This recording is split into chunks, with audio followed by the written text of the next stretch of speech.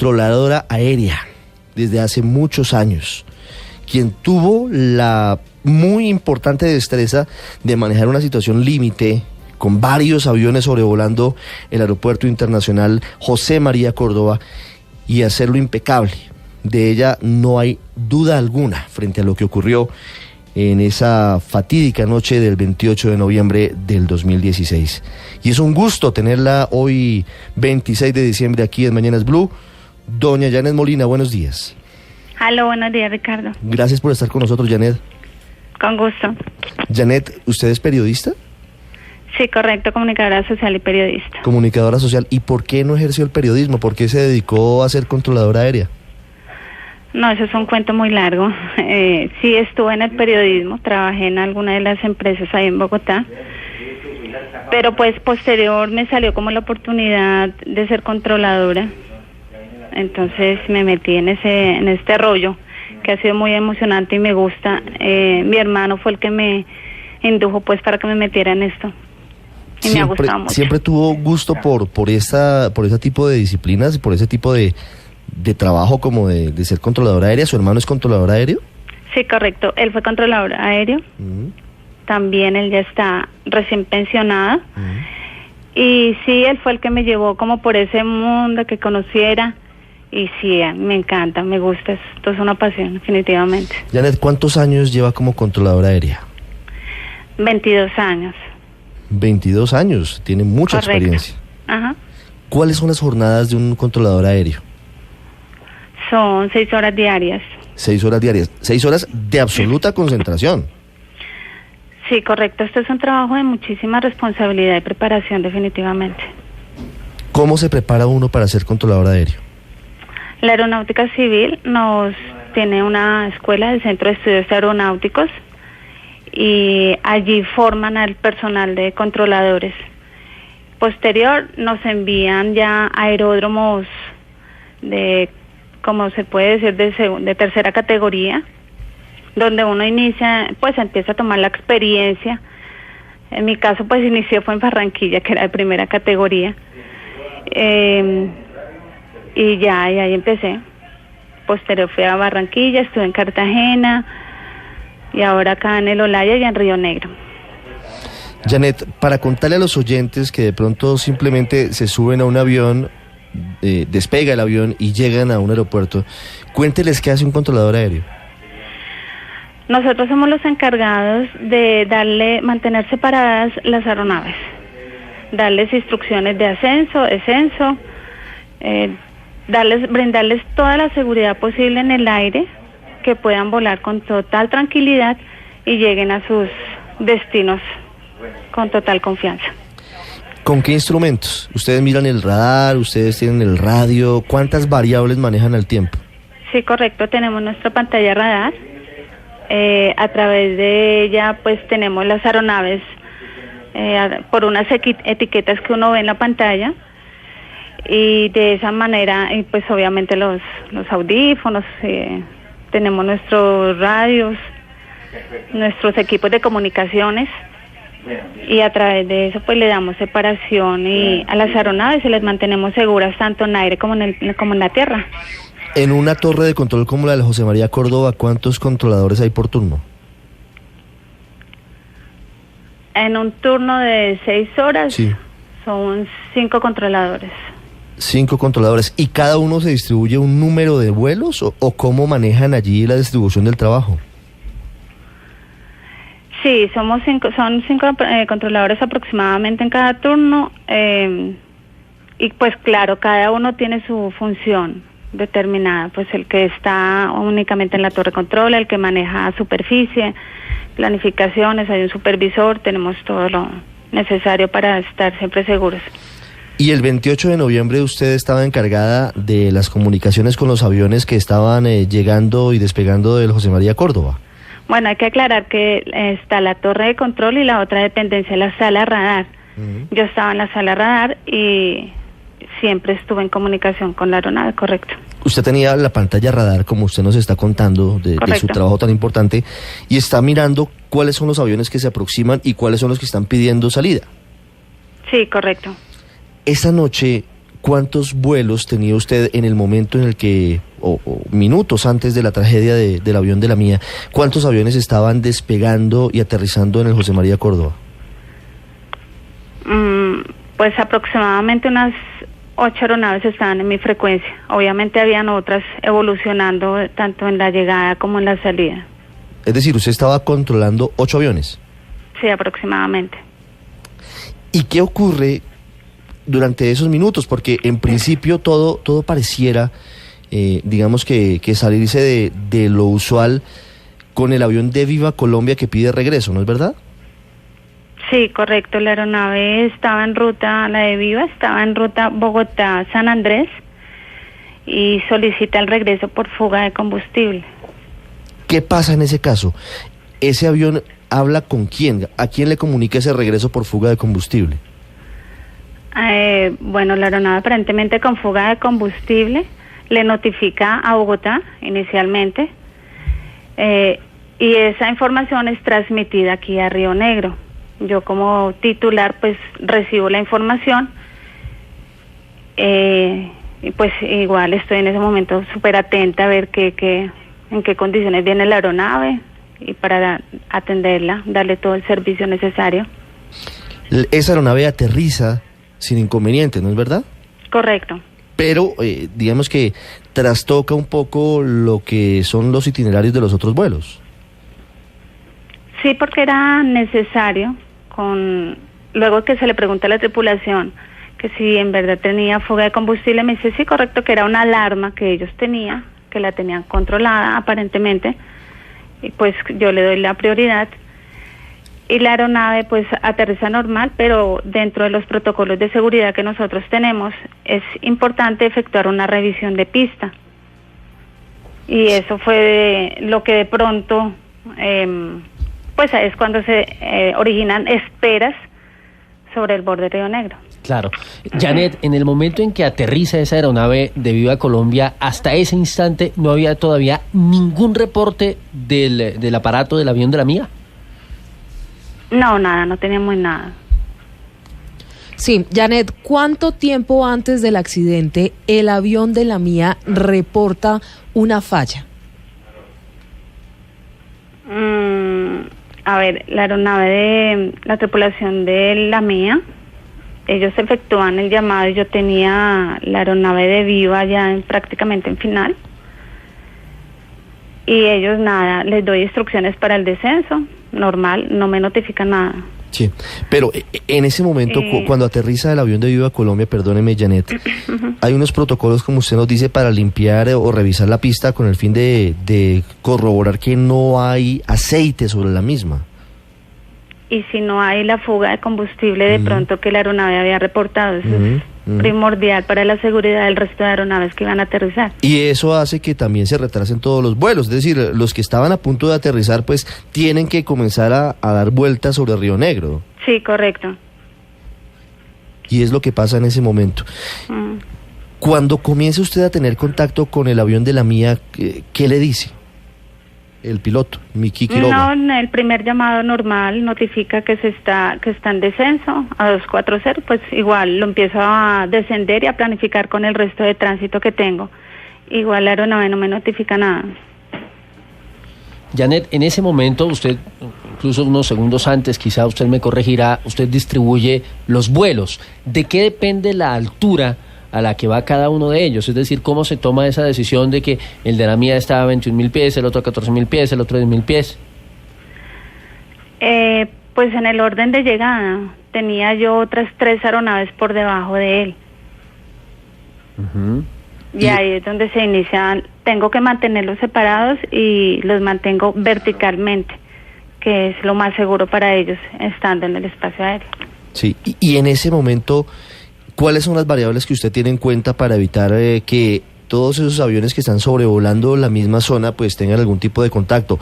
La diferencia es el rumbo y la altura. ¿Eso cómo lo determina un controlador? En este caso particular, ¿cómo lo determinó usted?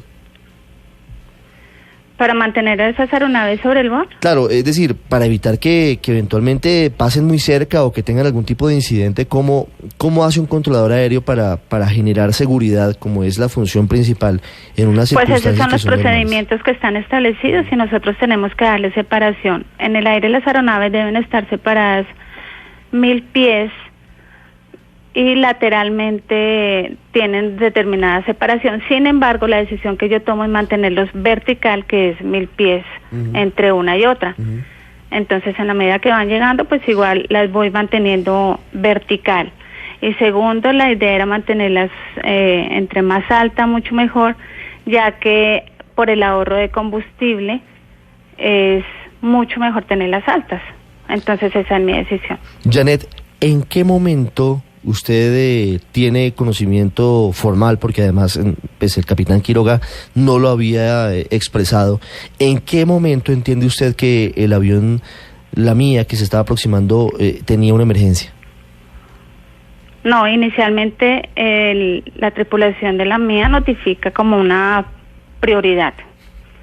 En la prioridad pues se le da un manejo como más amplio, muchas veces tienen 10, 15, 20 minutos las aeronaves para el manejo y para la aproximación. Sin embargo, yo tomo medidas en ese momento y busco la separación, el descenso de esa aeronave para ingresarla. Y le doy un tiempo, además que la estoy viendo todo el tiempo. Y es cuando de pronto, durante todo ese procedimiento, yo observo que la aeronave empieza a descender sin ningún tipo de autorización, hace caso omiso de mis instrucciones y pues estaba demasiado cerca de las otras dos aeronaves. Entonces rápidamente pues lo que hago es limpiarle la trayectoria. ¿Qué instrucciones no obedeció el piloto de La Mía? Instrucciones que usted le dio.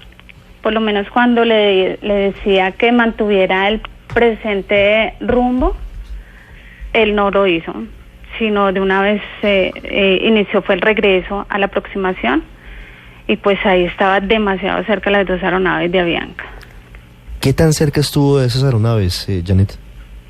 Demasiado. En este momento, pues imagínate, lastimosamente fueron 71 personas, muy terrible la situación, pero hubiera sido peor, porque cuando él inicia el regreso, tenía demasiado cerca, 1 milla tenía las otras dos aeronaves, las tenía demasiado cerca. Entonces pues yo tomo la decisión y las saco de una de esas aeronaves.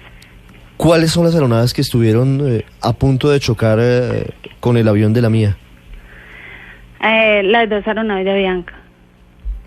¿Venían de Bogotá las dos? Una venía del norte, una venía de Cartagena y la otra de Bogotá. Y eso se produce porque el capitán Quiroga no acepta, no acata sus instrucciones, sino que de nuevo toma rumbo hacia la pista, cuando no debía hacerlo de manera autónoma. Sí, correcto. Él me notifica como una prioridad e inmediatamente pues empieza como el descenso y a proceder hacia la aproximación. Es cuando pues yo lo estoy viendo en el radar, estoy observando todo lo que él está haciendo y le pregunto que qué es lo que está haciendo, pues, y que yo tenía otro tipo de instrucciones para él porque estaba con una prioridad. Posterior es cuando él notifica la emergencia. Janet, ¿qué tan cerca en distancia estuvo el avión de La Mía de esas dos aeronaves de Avianca? Estaba a 1 milla. 1 milla... ¿1 milla son 1.500 metros? Sí, 1 milla son 1.500 más o menos. ¿Y cuánto es la distancia mínima que tiene que haber entre aviones para evitar riesgos? 5 millas. Es decir, estaba a 1/3 de la distancia mínima. Sí, sobre todo que la aeronave estaba como, la de Avianca estaba como de frente, casi de frente con esa otra aeronave. Sí. Janet, usted que tiene las aeronaves en la trayectoria del radar en ese momento, describía qué pasa, cómo, digamos, por en medio de esos dos aviones. Yo recuerdo que en su momento hubo el relato, se conoció, de uno de los tripulantes de uno de esos aviones de Avianca y decía justamente que le había pasado por la izquierda, por debajito, decía más o menos algo así, esta persona. Usted en la trayectoria del radar, ¿cómo observa el avión de La Mía? ¿Pasa por en medio de los dos aviones de Avianca? No. pues yo tomo acción de inmediato porque la situación es bastante crítica. Yo supongo que la situación es bastante crítica en la cabina del avión de la mía. Y yo lo que hago es inmediatamente, como los veo tan cerca, saco a las 2 aeronaves de Avianca, les doy un rumbo, los saco de inmediato, porque pues hubiera sido muchísimo peor definitivamente. Claro, Janet, 7:51 a.m. El capitán Quiroga a usted le notifica prioridad. Eso significa que tenía aproximadamente 15 o 20 minutos de combustible, pero nunca le dice puntualmente que no tiene el combustible suficiente. No, nunca, no, desconocía totalmente eso. De manera que si él le hubiera dicho a tiempo, pues usted hubiera podido hacer algo para que el avión pudiera aterrizar. Pues de todas maneras eso me imagino que lo dirá bien el reporte de la Aeronáutica Civil en las investigaciones que hizo. Sin embargo, yo tomé acción de inmediato. En un momento de prioridad, pues lo único que busqué fue ingresarlo de una. Janet, cuando usted hace esa maniobra que usted nos está contando aquí, esa parte pues es una revelación de, además, una estrella más para su mención y su distinción y su heroísmo en este caso. Cuando usted logra que esas 2 aeronaves de Avianca estén seguras porque las desvía del rumbo del avión de la mía que no sigue instrucciones, ¿qué sucede? Usted le dice, pues mire, usted no está siguiendo instrucciones, ¿qué está pasando? ¿Qué le responde y qué viene después? No, el señor, la tripulación de la mía, yo creo que la situación era crítica en la cabina porque él no obedece las instrucciones. Entonces él empieza a descender, no sé hasta qué punto ellos tenían el control de la aeronave o no, y se empieza a descender. Adicional a eso tenía una aeronave de LAN por debajo de él, entonces también esa es otra de las aeronaves que tengo que sacar rápidamente para evitar cualquier otro inconveniente. Él comienza el descenso rápido y también puso eventualmente en riesgo el avión de LAN, porque estaba sobre una altura que no era la autorizada. Sí, pues todos 3 estaban ahí debajo de él. ¿Eso pudo haber pasado por falta de combustible? Es decir, al agotarse la gasolina, ¿comienza el descenso vertiginoso del avión? Pues supongo, yo creo que eso lo dirá hoy el reporte de la aeronáutica en las investigaciones, pero sí creo que fue bastante crítica la situación a bordo de esa aeronave. No sé si me equivoco, Janet, entiendo que la altura para superar el Cerro del Gordo, próximamente Cerro Chapecoense, era de 10.000 pies. El avión creo que llega, digamos, sobre los 9.000 y eso es lo que hace que se presente finalmente el accidente en cuanto a esa variable de la altura. Usted, digamos, claro, eso lo dirá seguramente la investigación como usted lo manifiesta, pero por su experiencia, ¿usted cree que el avión, digamos, iba justamente con motores o ya iba en picada prácticamente solo? Pues primero que todo, ese sector debe cruzarlo con unos 0.000 pies. Es como la mínima del sector en esa área. Unos 0.000 son 10.000 pies. Sí. Correcto. Y pues como antes de eso la aeronave ya notifica que no tenía ni combustible, que tenía una falla total, pues igual la aeronave se pierde del radar. En ese momento, de acuerdo con la grabación que se filtró a los medios de comunicación, se escucha al capitán Quiroga desesperado pidiendo vectores a la pista, señorita. ¿Él a qué se refería y qué intentó hacer usted ahí? Los vectores es como una ruta directa a un punto. Y pues la idea era ponerlo en toda la trayectoria de la pista, que continuara. Lo que pasa es que como ya se perdió del radar, entonces pues, pero la idea era esa, sí, ponerla en toda la pista. ¿Por qué se pierde del radar? Como él notifica, supongo yo que como él notifica falla total eléctrica, pero pues toda esa información va a salir en el informe de la aeronáutica. Sí, nosotros hemos aprendido con esta tragedia algunas cosas básicas de aeronavegación, Janet. Uh-huh.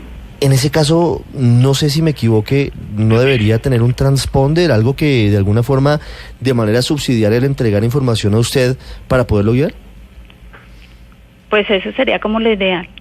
Se supone que sí debería tenerlo, pues, pero prendido, digo yo. No lo tenía, es decir, o por lo menos no estaba prendido. Lo que pasa es que se pierde la señal radar. Sí.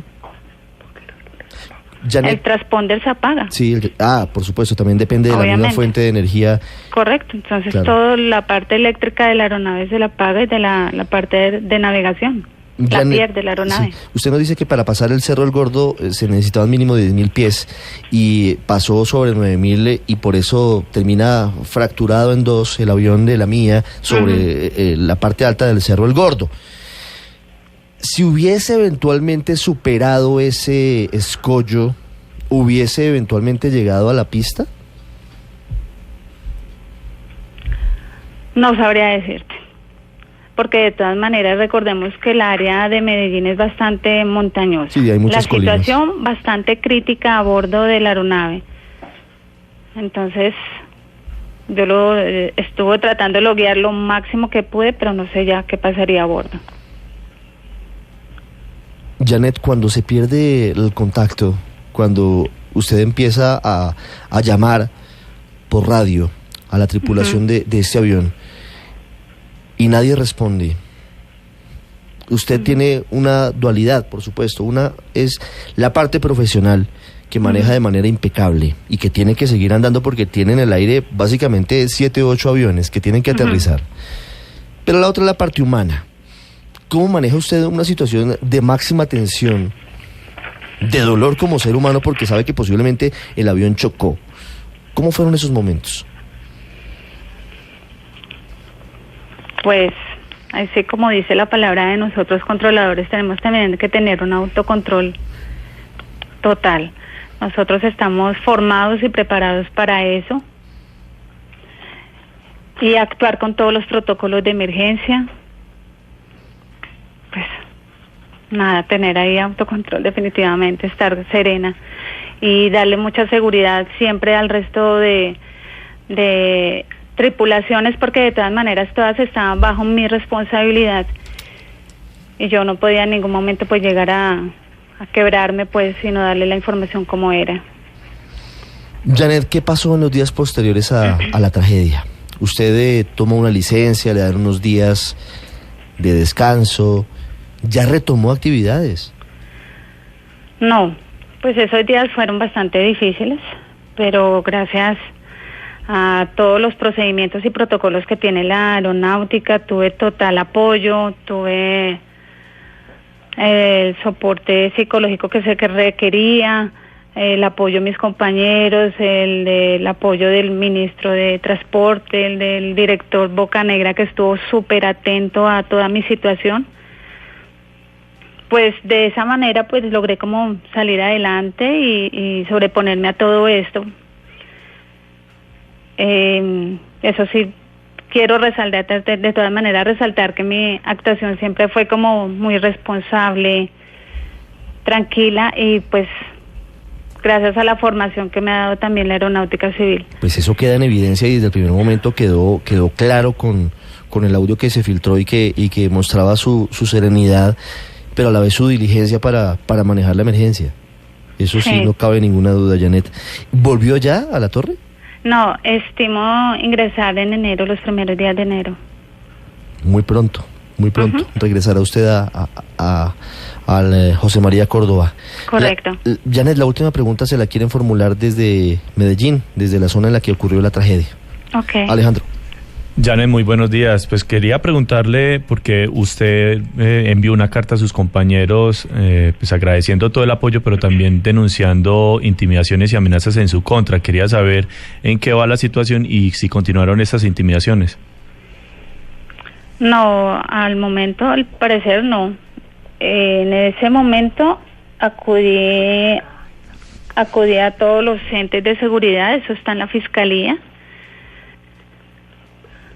Gracias también al fiscal que estuvo muy pendiente y pues eso está como controlado en este momento. Lo que pasa es que también hay mucho desconocimiento de parte de otras personas acerca de los procedimientos que nosotros como controladores tenemos.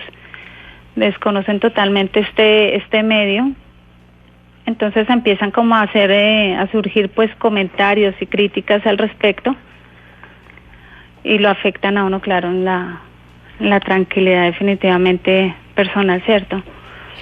Pero sí. bueno, gracias a Dios todo eso se pasó así, quedó como quieto, pues. Janet, ¿usted es de Medellín? No, yo soy de Bogotá, pero llevo mucho tiempo viviendo aquí. Es decir, es paisa por adopción. Sí, Más o menos.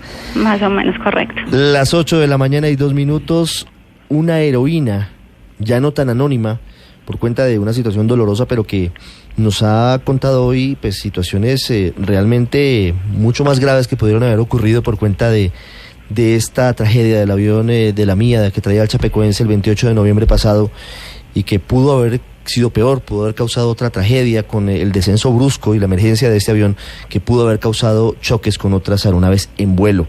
Janet Molina, la controladora que sorteó la situación de la mejor manera posible con las variables que se tenían en ese momento, ha estado con nosotros. Janet, muchas gracias y de nuevo felicitaciones y nuestro respeto. Muchísimas gracias, y definitivamente pues la gente puede estar muy tranquila que nosotros los controladores aéreos siempre hacemos nuestro trabajo lo mejor posible y utilizando todos los protocolos de seguridad que están establecidos. Las 8:03, ya regresamos en Mañanas Blue.